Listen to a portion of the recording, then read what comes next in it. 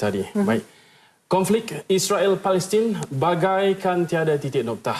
Perang yang bermula pada 1948 ini bagaikan sebuah naratif perancangan rapi rejim Zionis bagi memperkukuhkan kedudukan mereka. Ya, kemuncaknya tanggal 19 Julai 2018 apabila Knesset ataupun Parlimen Israel meluluskan Undang-Undang Dasar atau Basic Law tentang penubuhan sebuah negara Israel. Wartawan Syahril Sarapuddin bersama pakar tempatan dan antarabangsa mengungkap maksud tersirat di sebalik undang-undang yang diluluskan.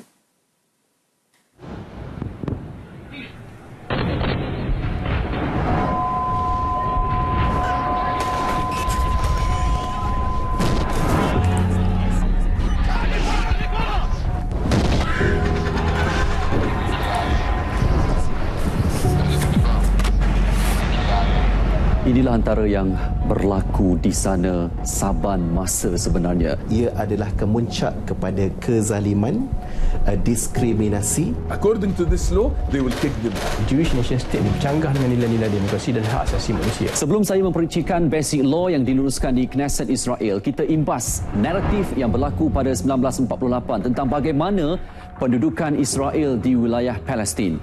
Selepas perang pada tahun berkenaan, lebih 3/4 juta rakyat Palestin melarikan diri dari pembunuhan di kamp-kamp pelarian tebing barat, Gaza, Jordan, Lebanon dan Syria. Ketika gencatan senjata pada 1949, Israel telah pun memperoleh 78% dari Palestin, berjaya mengusir keluar lebih 750,000 warga Palestin dan menghapuskan lebih 400 desa Palestin. Perang 6 Hari Arab-Israel 1967 berlaku 18 tahun selepas penubuhan Israel di bumi Palestin. Perang tersebut menemukan Israel dan Mesir yang bertelagah selain Syria dan Jordan dari blok Arab. Akhirnya, selepas peperangan Six Days War pada 1967, perkara ini telah bertukar. Gaza dan West Bank telah ditakluki oleh Israel. Dan akhirnya pada 2005, Israel bersetuju menyerahkan Gaza kepada Palestin untuk dilihat sebagai satu independen, bukan state, satu independen kawasan yang dikontrol oleh Gaza, rakyat Gaza itu ni, oleh Palestin itu sendiri, tetapi masih lagi bawah kawalan-kawalan ketat Israel, di mana ia seperti satu, Gaza ni sebagai satu enclave yang terkepung dengan proses yang amat terhad.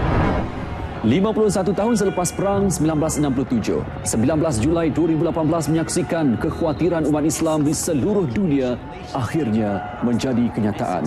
Diskriminasi, kezaliman dan pencabulan hak Palestin seolah-olah dihalalkan dalam Basic Law yang mengabsahkan penubuhan sebuah negara Israel.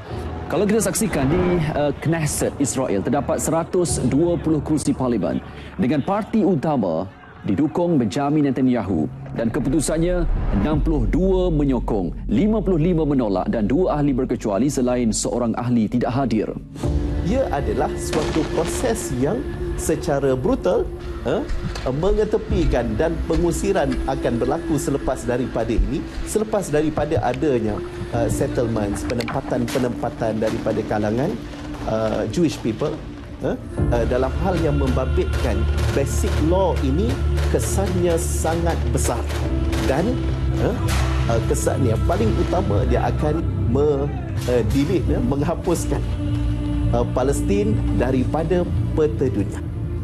This basic law decide about everything. Decide about the name of the country, decide about the national anthem of the country, decide about the religion of the country, decide about the flag of the country, but did not touch upon the borders of the country. This means, okay, I can claim Egypt as part of the land of Israel.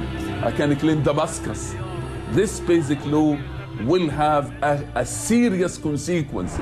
Berikut kita saksikan antara butiran penting undang-undang tersebut.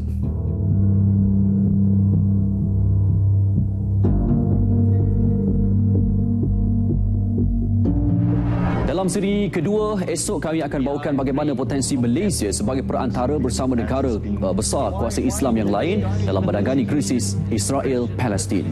Laporan Syahril Sarapuddin untuk Berita RTM.